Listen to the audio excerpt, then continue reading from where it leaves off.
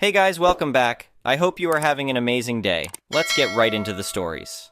The first one is a pro-revenge story. A couple of years ago, I found myself in a job interview, facing the hiring manager's probing question, "What do you consider the greatest accomplishment of your career?" This gave me pause, considering I've been in the same field for over 2 decades. I let my mind wander back through the years.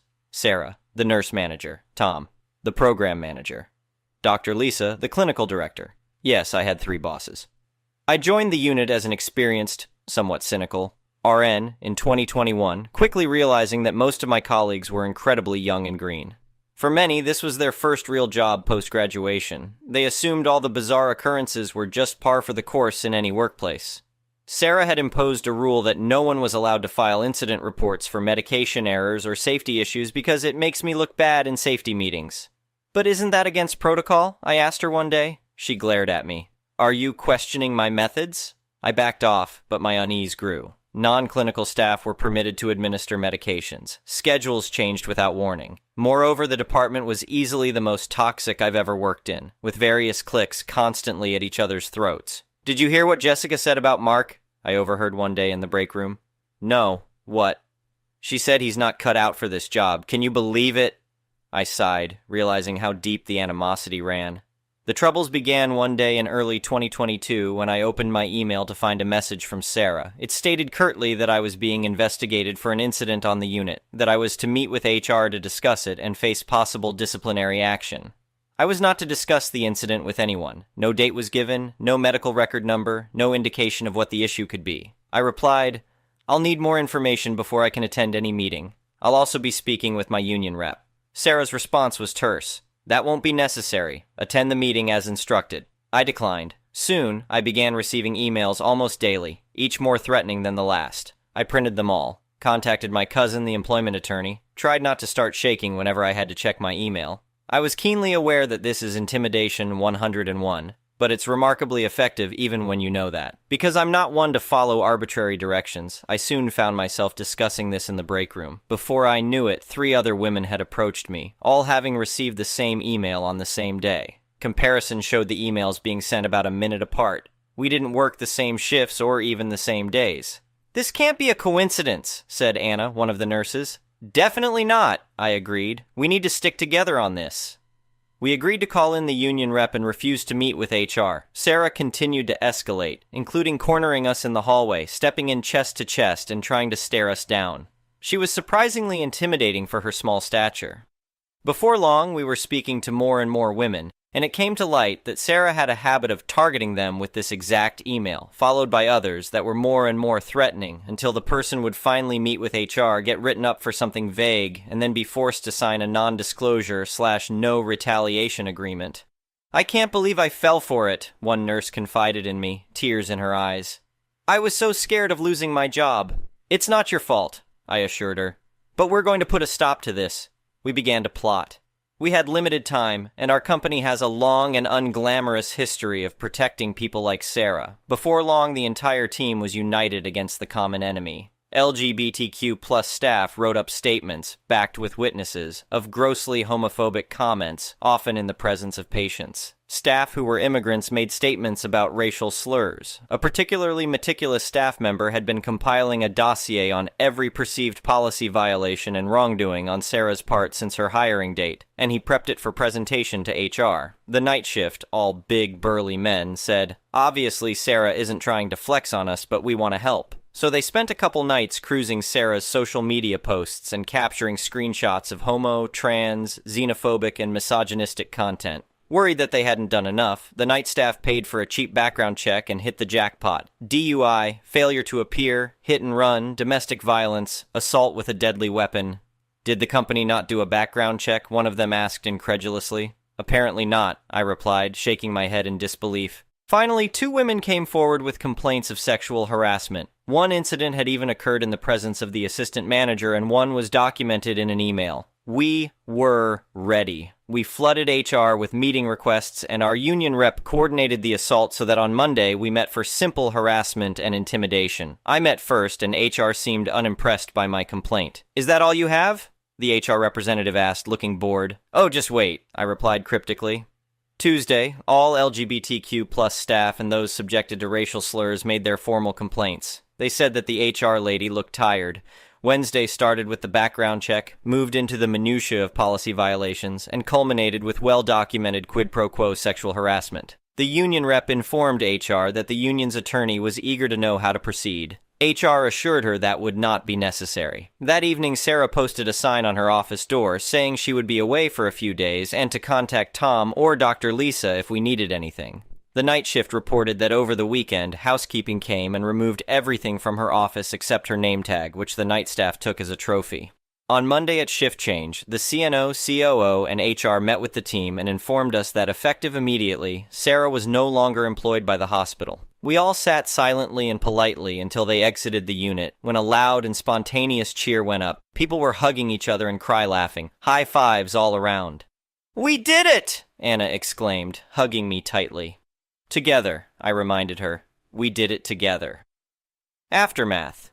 To the best of my knowledge, Sarah never worked as an RN again. Frankly, I don't care.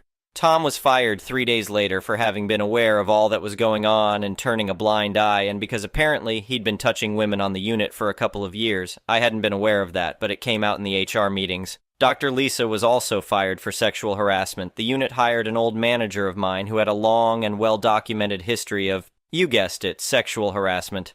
I quit within days of him being offered the job. The department's foray into getting along crumbled. Most of the staff have moved on to other jobs where they seem much happier. What do you consider the greatest accomplishment of your career? I sat up straight, smiled, and said, I took a very fractured team and brought them together to achieve a common goal. I like to think I'm really good at team building. The next one is an entitled people's story. I never thought I'd be in a situation where I'd have to prove I own a public park. But here we are. It all started on a sunny Saturday afternoon when I took my 7-year-old son, Tommy, to the local park. We live in a small suburb where everyone pretty much knows everyone, or so I thought. Tommy was excited to try out his new soccer ball, and I was looking forward to some fresh air after being cooped up all week with work. The park isn't anything fancy, just a decent-sized grassy area with a small playground, a few benches, and some trees for shade. It's been a community fixture for as long as I can remember. We'd been there for about 20 minutes, kicking the ball around, when this woman marched up to us. She looked to be in her mid-40s with that classic, "Can I speak to the manager" haircut and an expression that could curdle milk. "Excuse me," she said, her voice dripping with false politeness, "but you need to leave immediately." I was caught off guard. "I'm sorry, what?" She huffed, clearly annoyed at having to repeat herself. "I said you need to leave. This park is for residents only." I looked around, confused. There were no signs indicating the park was private or restricted. "Ma'am, this is a public park. We live just down the street." Her eyes narrowed. "I've never seen you before. I'm on the neighborhood watch, and I know every family in this area. You don't belong here." Now, I'll admit I'm not the most social guy. I work from home and tend to keep to myself, but this was ridiculous. "Look, I don't know who you are, but we have every right to be here. Come on, Tommy, let's move to the other side of the park." I tried to guide Tommy away, but this woman, let's call her Karen because that's exactly who she was, stepped in front of us. "I won't tell you again. Leave now or I'm calling the police." Tommy looked up at me, confusion and worry in his eyes. "Dad, did we do something wrong?" "No, buddy," I reassured him. "We didn't do anything wrong. This lady is just confused." Karen whipped out her phone. "That's it. I'm calling the cops. You've been warned." I couldn't believe what was happening. "Go ahead," I said, trying to keep my cool. "I'd love to hear you explain to them why you're harassing people in a public park." While Karen dramatically dialed cop, I took Tommy over to a bench and tried to explain the situation as best I could. He was upset and didn't understand why we couldn't just play soccer. I didn't have a good answer for him. About 15 minutes later, a police car pulled up. Karen immediately rushed over, gesticulating wildly. I could hear snippets of her conversation, something about suspicious characters and trespassing. The officer listened patiently, then walked over to us. "Good afternoon, sir," he said politely. "Mind if I ask you a few questions?" I nodded, still bewildered by the whole situation. "Of course, officer." He glanced at Tommy, who was clutching his soccer ball like a lifeline. "Ma'am over there says you're trespassing. Can I see some ID?" I pulled out my driver's license and handed it over. The officer looked at it, then at Karen, who was hovering nearby with a smug expression. "Sir, this address is just down the street. You live in the neighborhood?" "Yes, officer. We've been here for about 5 years now." Karen interjected. That's impossible. I know everyone in this neighborhood, and I've never seen them before. The officer held up a hand to quiet her. Ma'am, please, I'm handling this. He turned back to me. Sir, are you aware of any restrictions on using this park? I shook my head. No, sir. It's always been a public park as far as I know. There are no signs saying otherwise. The officer nodded, then walked around the park, confirming the lack of any restrictive signage. When he came back, Karen was practically vibrating with indignation. Officer, I demand you remove these people immediately. They don't belong here. The officer sighed. Ma'am, there's no evidence that this is a private park. These folks live in the neighborhood and have every right to be here. I'm afraid there's nothing I can do. Karen's face turned an alarming shade of red. This is outrageous! I'm going to file a complaint. I'll take this to the city council.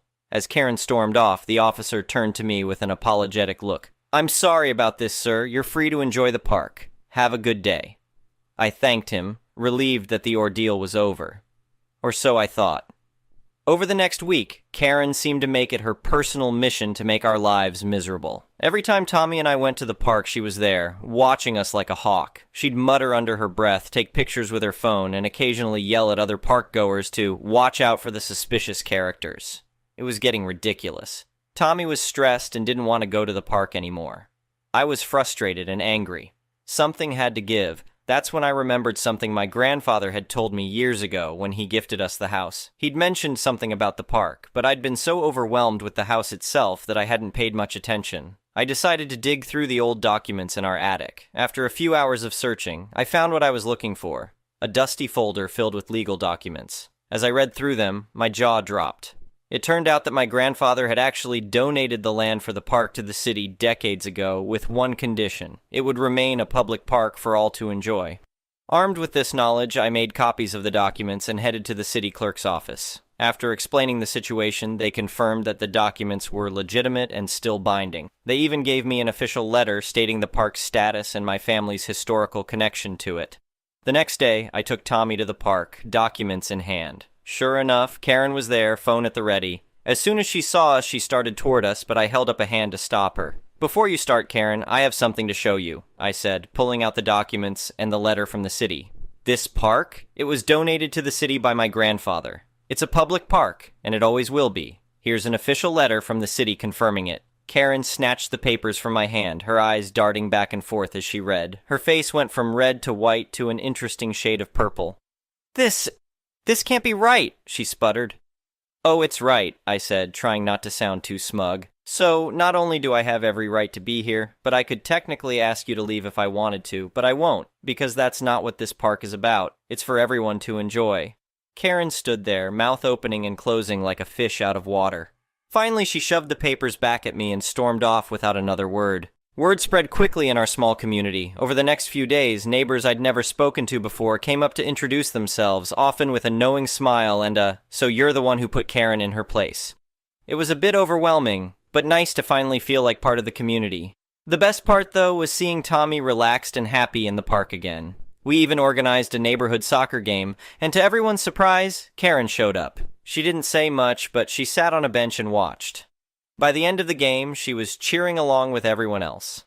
As we were packing up to leave, Karen approached me. She looked uncomfortable but determined. I owe you an apology, she said, not quite meeting my eyes. I was out of line. I thought I was protecting the neighborhood, but I was just being a bully. I'm sorry. I was taken aback, but I appreciated her honesty. Thank you, Karen. That means a lot. She nodded, then looked at Tommy. I'm sorry to you too, young man. How about I bring some orange slices for the next game? Tommy's face lit up. That would be awesome! As we walked home, Tommy looked up at me. Dad, is Karen our friend now? I chuckled. Well, buddy, I think she's trying to be, and you know what? That's what this park is all about, bringing people together. From that day on, things changed in our little community. The park became a real gathering place, with regular events and games. Karen, to everyone's surprise, became one of the most active volunteers, organizing picnics and cleanup days. As for me, well, I learned a valuable lesson about the importance of community and standing up for what's right. And every time I see kids playing in the park, I think of my grandfather and smile, knowing his legacy lives on. It just goes to show, sometimes the best way to deal with a Karen isn't to fight fire with fire, but to douse the flames with kindness and facts. And who knows? You might just turn an enemy into a friend. The next one is a petty revenge story. My ex-roommate moved out almost a month ago. She was terrible to me, didn't take responsibility for herself or her dog, didn't clean up, and treated me and my stuff badly. When she left the room she had in an awful state. I took over the apartment myself and was waiting for her to give me back the keys she had. When she didn't come back for a few hours after leaving, she was leaving randomly throughout the day, I messaged her asking where she was. She told me that she was done, and she gave the keys to management earlier. When I told her she was supposed to give them to me as I was keeping the apartment, it wasn't a total move out. She basically told me to deal with it and to stop harassing her. The annoying thing about it was that the office is only open during working hours and I obviously have a job. I had to go out of my way to go and get the keys when I shouldn't have had to. Anyways, to the actual petty revenge. 2 letters for her had shown up since she moved out, which most likely include checks and important information from the government. Since she didn't have the decency to just give me the keys and not make my life easier, plus how awful of a person and roommate she was, I'm not going to go out of my way to help her. I went to the post office, stood in line for a while, and returned the mail via return to sender because she doesn't live at my address anymore. She'll still get her mail with her checks and information, but it'll take a lot longer. She'll just have to deal with it, I guess. Maybe she should talk to the post office if she wants the mail back. Yes, that's a reference of what she said to me, lol. Fun little edit/update and more revenge. I sent out the damage deposit to her. She isn't getting anything back. It was between us.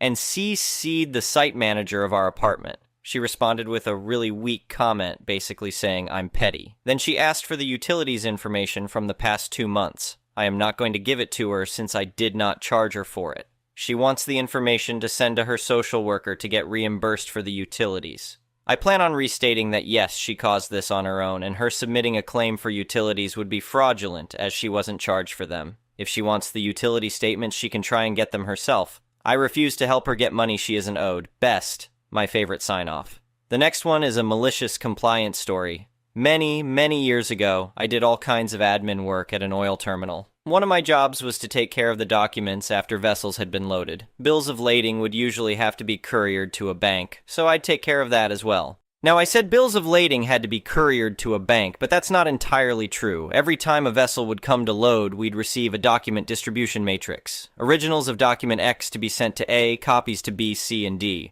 Originals of document Y to be sent to B, well, you get the gist. I would usually completely ignore that matrix. I knew exactly who needed what, and I knew that the bank only cared about the BSL, so I'd just send them those, and that was never a problem. That is, until someone new started at said bank and would complain about missing documents. Next time, I added some more documents that I reckoned might be vaguely relevant, but again, they complained about missing documents. I'm still not sure why that was, only the BL was relevant to them. But the next time a vessel had loaded, I was very happy to give them exactly what they wanted.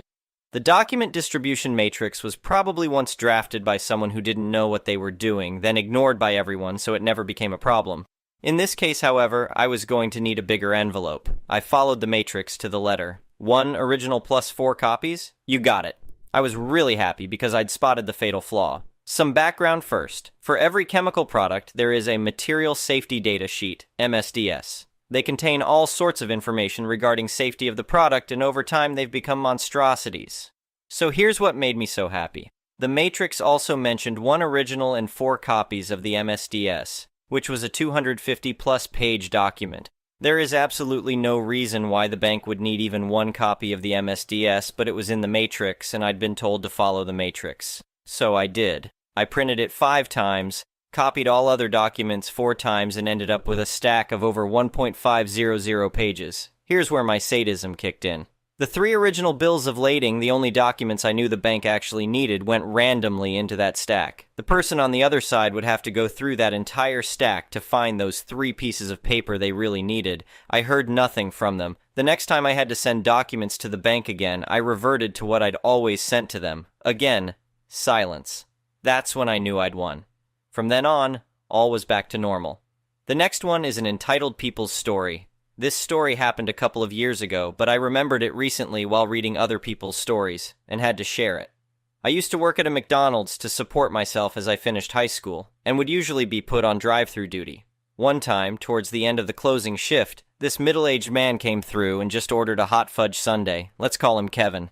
I told him his total, and he drove towards the window and paid. He seemed a little upset, but besides that, everything was normal so far. Little did I know what was in store. There were only a couple of other people working the closing shift, so I was also in charge of making drinks and ice cream-related items, including the sundaes.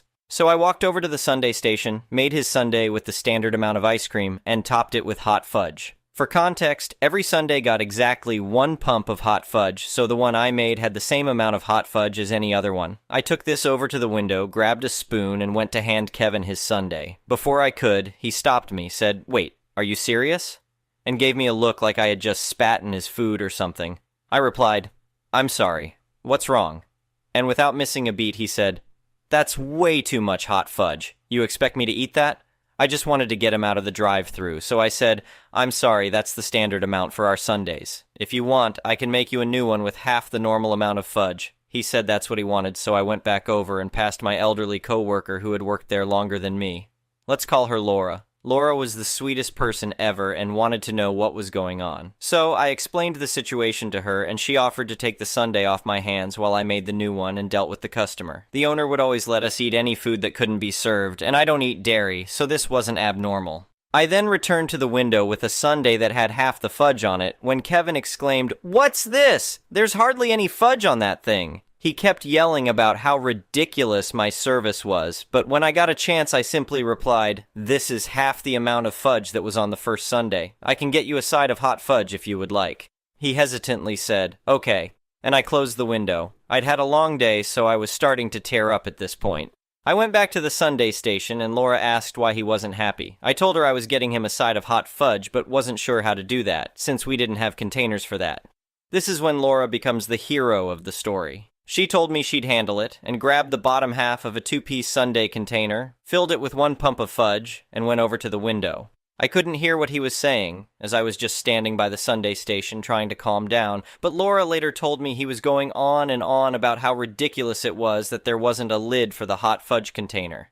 She just replied, "Leave," to everything he said. Finally he said, "I better not spill this or I'm coming right back here," to which she replied, "Okay, just go."